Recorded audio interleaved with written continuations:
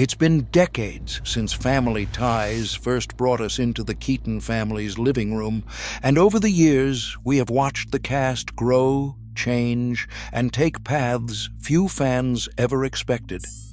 Today, we are looking back at the stars who made the show unforgettable and seeing where life has taken them now in 2026.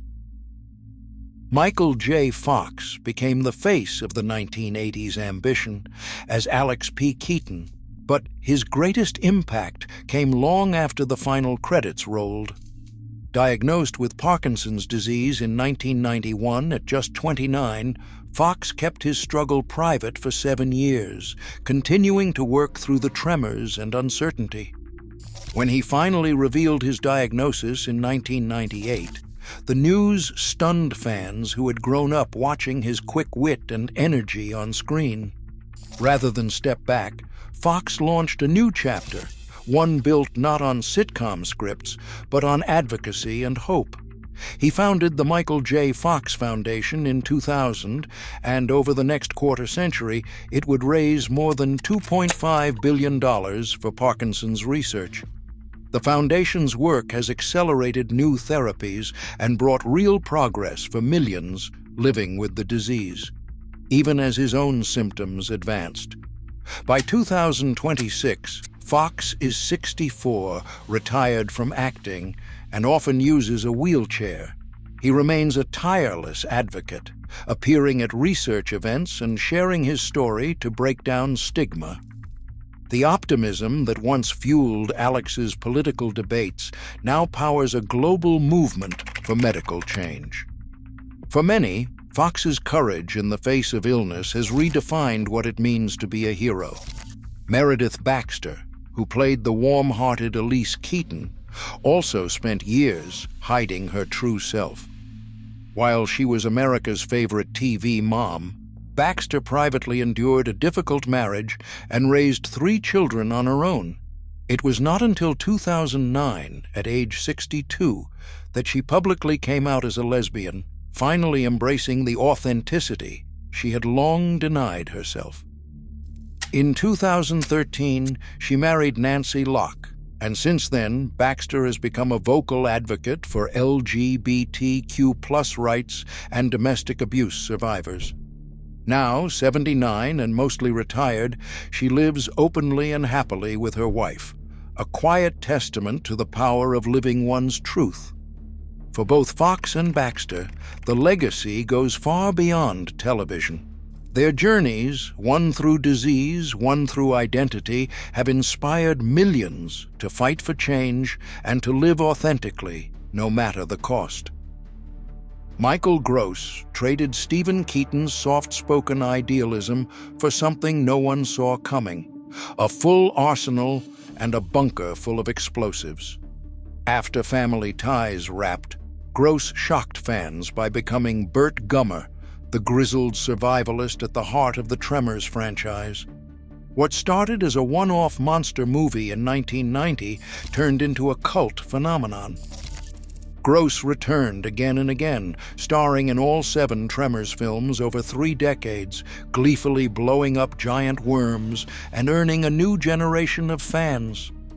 At 79, he is the only actor to appear in every entry, embracing the wild contrast between peacenik dad and doomsday prepper. Justine Bateman, once Mallory Keaton, the fashion-obsessed teen who could barely pass algebra, rewrote her own script entirely. When Hollywood refused to see her as anything but Mallory, Bateman took matters into her own hands. She enrolled at UCLA in her 40s, earning a computer science degree and shattering every stereotype about former child stars. Bateman did not stop there. She became a director, helmed independent films, and wrote a candid book about the price of fame and the realities of growing up in the spotlight.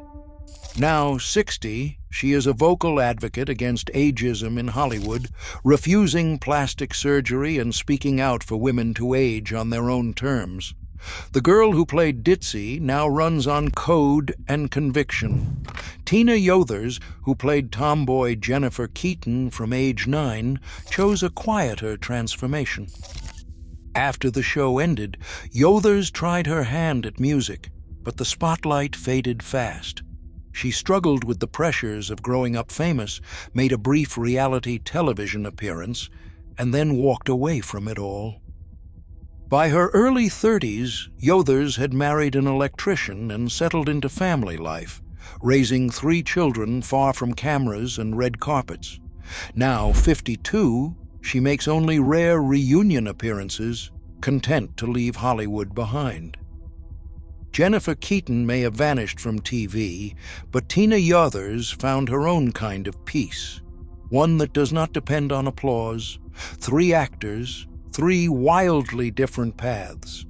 Gross found cult stardom in chaos, Bateman built a new brainy identity, and Yothers chose peace over fame.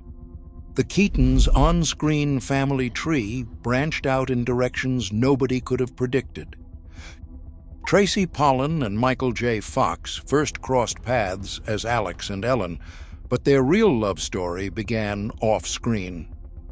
Married in 1988, their partnership has weathered more than most Hollywood couples could imagine.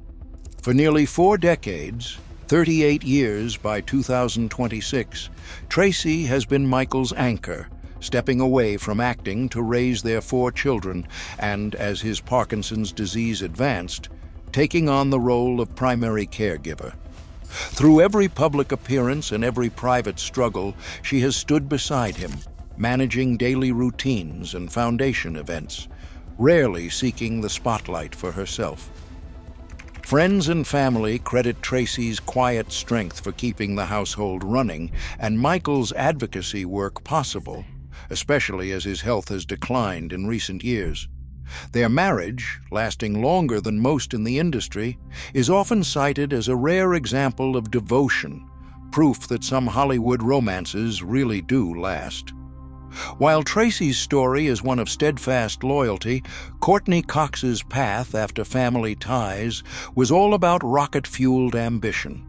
Cast as Lauren Miller, Alex's smart-driven college girlfriend, Cox joined the show in 1987 at age 23. She filmed 19 episodes, but it was just the beginning. In 1994, Cox landed the role of Monica Geller on Friends, a sitcom that would define a generation and turn her into a household name. For 10 seasons, Friends dominated Thursday nights, and Monica's obsessive energy became TV legend. Cox's fame only grew with the Scream franchise, where she played reporter Gail Weathers through 6 films, and later as the star and producer of Cougar Town.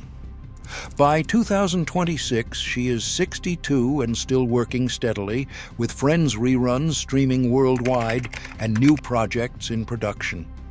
Few actors from the Family Ties universe have achieved that kind of global, lasting stardom. Cox's journey from recurring sitcom guest to international superstar is a reminder of how a single opportunity can launch an entire career into the stratosphere. One found her greatest role at home, the other became bigger than the show that started it all.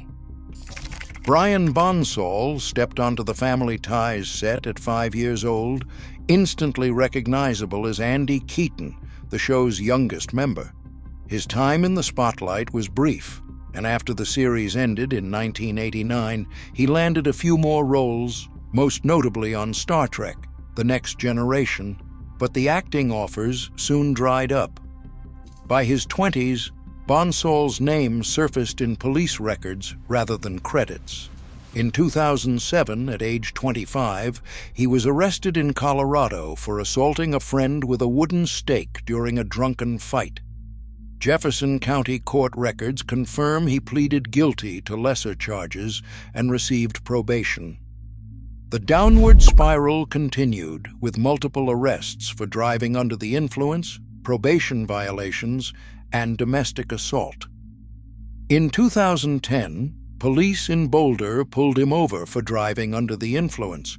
His blood alcohol nearly doubled the legal limit. Another driving under the influence arrest came in 2014, and a domestic violence charge followed in 2012. Each incident repeated the same cycle: arrest, probation, rehab, relapse. By 2016, Bonsall spoke publicly about addiction and the pressures of growing up famous, admitting he had hit rock bottom.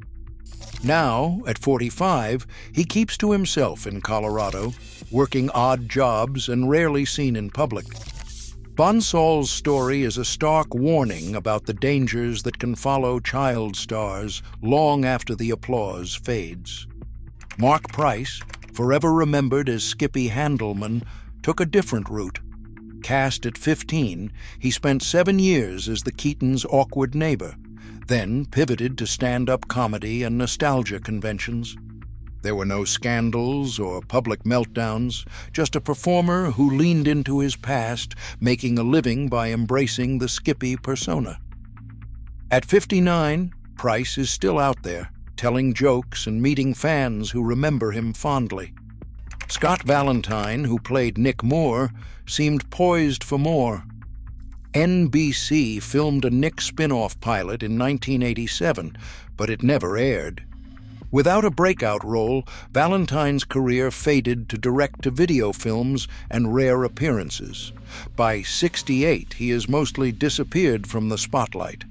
Fame's aftermath is unpredictable, sometimes harsh, sometimes forgiving, always costly.